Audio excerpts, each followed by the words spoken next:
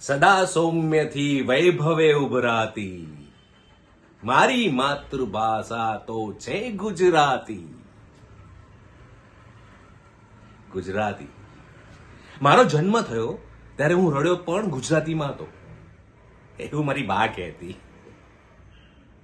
બા, માં, એ હું કહેવડાવવાનું પસંદ કરીશ.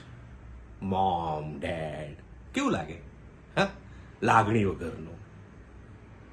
હું હસું છું ગુજરાતીમાં, રડું છું ગુજરાતીમાં, વાંચું છું ગુજરાતીમાં, લખું છું ગુજરાતીમાં, સૂઈ જાઉં છું ગુજરાતીમાં, જમું છું ગુજરાતીમાં, સપના જોઉં છું ગુજરાતીમાં.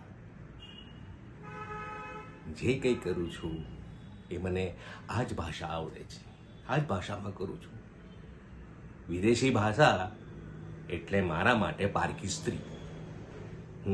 એની સામે જોવું પણ પાપ. નહીં નહીં નહીં.